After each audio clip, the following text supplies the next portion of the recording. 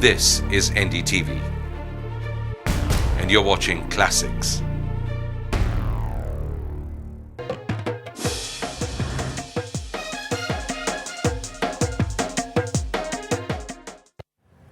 Hello and welcome to this election special. Of the 5 years of the UPA, the first 4 years saw the left exercising not only enormous political influence but perhaps emerged as the biggest pressure group. Now, clearly the left wants to increase their political influence. It wants to be the rallying point for all regional parties. It wants to be the force behind the third front. From Mayawati in the north to Jayalalitha down south, Prakash Karat is busy trying to forge an alternative. But will he succeed? Let's find out as we hit the campaign trail.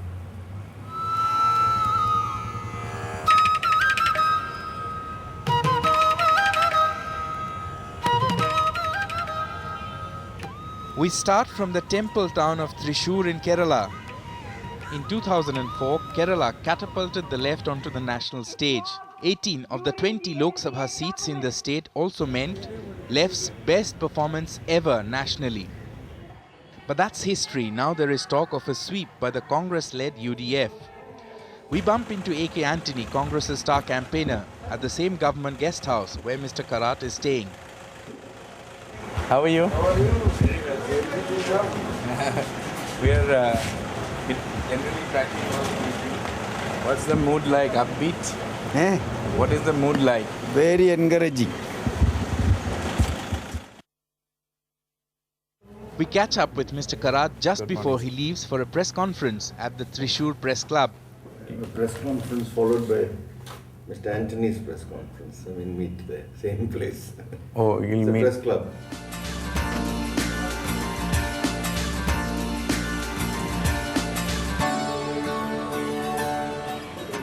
Is there a difference between you and your Chief Minister in Kerala? There will be a difference between what the CPIM leader says and what the Chief Minister says. He has to act as the Chief Minister of the state. But he is not acting according to the statement of the State Secretary. Whatever the statements one day State Secretary, Well, CM makes. In our party, we respect the difference between the party and the government. The same thing we have taken on the SNC Lavalin case. We are attacking this case as a politically motivated case. But what the judiciary, what the governor, whatever is decided, and what the Chief Minister's role will be the role of the Chief Minister.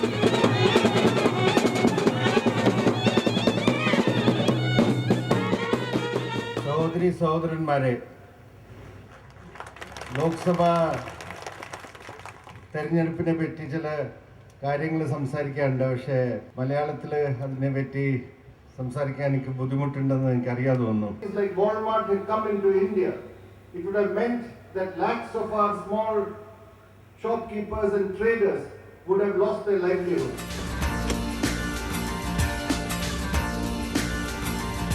Next stop is Palakkad, Karat's hometown, where we break for a quick Kerala lunch.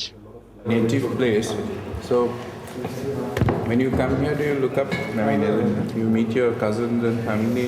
At time is difficult, but some of them may come and see me. I can't go and meet them in their house. But you prefer to give your speeches in English. Why is that? Because I never had a formal education in Malayalam. I never learned Malayalam in school. All I can do is I can converse in Malayalam to some extent. My family will speak Malayalam, that's all. I didn't learn Malayalam. Whatever I've learned to read, I self-taught. Yeah, self-taught. I was born in Burma. I came when I was 6 months old, and I left this place at the age of 5 back to Burma.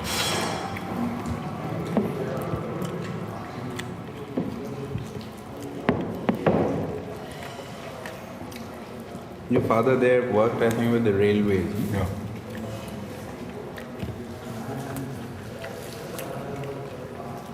But then you studied in Chennai. After I came back. And so you can speak actually Tamil better than Malayalam, or both same? I can speak Tamil, but Tamil today has become so difficult, pure Tamil, political. How would you describe this lunch? Heavy or very heavy or just about all right? By their standards, it's just an average meal. For me, it's quite heavy. It is heavy Because because I have one chapati, dal, sabji and dahi and lunch in my office in Delhi.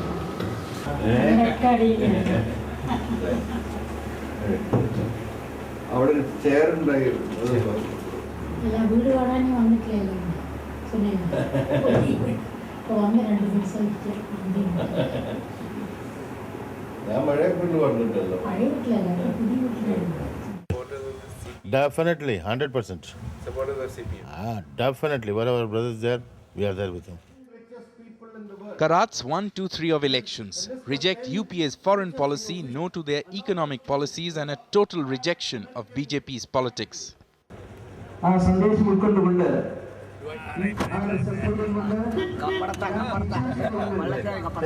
Will you come here, stay in Kerala and contest an election? I had wanted in 1970 to come back to Kerala and work. Then the party decided that I should do other work like in the students' movement, etc. So I couldn't come back to Kerala. And since then I've never been in Kerala except for party meetings and work. Often seen as an ideologue, as a strategist, but does it sometimes bother you that No, you contest an election, you're not really a mass leader, No, I've always been a person who is in the organization. Less than an ideologue, I've been more a person who has been in charge in work, looking after party organizational work. And that is my work till I became the General Secretary. For 10 years I was. What do you hope for the third front as a whole? What kind of figures would you give? How many MPs are you looking at? If you were to form an alternative, obviously you would have. I think it's more than the numbers. I think it is the political appeal of having all the non-Congress, non-BJP parties coming together. But many of these allies can switch sides. I mean, Mayawati says she is with you at this moment, but she's been. But so far, most of them have switched sides towards the third front, durable alliance, because we are more a federal type of alliance. What about Sharad Pawar, sir? Because I know that. Well, I think he will consider various options after the elections. Are you willing to? But right now we are not having any understanding with him regarding a third front, etc. But I think the logic of the situation would lead him to also consider this option. Joining the third front? I think that we'll have that option to consider, I think. I don't know what he'll decide. Would you be willing to support Sharad Pawar as a prime ministerial candidate? It will depend on two things. One is that we are not having any preferred choice before the elections for the prime ministership. And second, it will also mean acceptance of some common minimum program. You see, if somebody has to head the government, that party or the leader has to also be very much committed to the policy platform that we work out. So I think based on that we'll see nobody is precluded. We are not precluding anybody from being made the Prime Minister. It will depend on the circumstances and the acceptance among all the partners.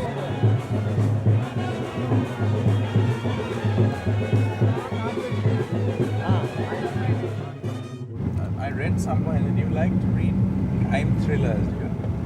You still get the time to read? Yeah, in the night, before I sleep, every day I read Who's a your favorite thriller. author? Favorite is, of course, a Scottish author called Ian Rankin, who is the #1 British crime fiction writer today. Why this fascination for crime? No, these are not just murder mysteries. Okay. This is serious crime fiction, which is through that crime fiction you get a very good idea of what's happening in that society. I've read, I think your interview to Malayalam Manorama last year. You've known a lot about America through crime fictions. To some extent, yes, because there is. I know Los Angeles quite well. I've been there through Michael Connelly. What about movies? Do you find time to I would have loved, that is one thing which I have lost out on, which is going to the cinema. Thing is, I can't go in the daytime. So, and I don't like going for late night shows. I don't like to lose my sleep. As he heads further north, we stop for some chai and talk to young voters in the Muslim-dominated area of Malappuram. CPM is a secular one, but the UPA government is very secular, and also the development, they urge to develop the nation in all sphere of the nation. But do you feel that the left is anti-development? Do you feel like that? In the perspective of Kerala, it is an anti-development government. We wind up our day with dinner at a comrade's place, but the presence of Karat turns it into a photo session.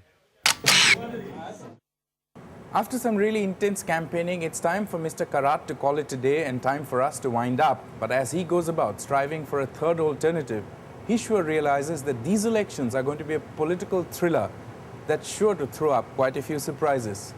On the campaign trail with camera person Max and Ajay, this is Sandeep Phukan for NDTV.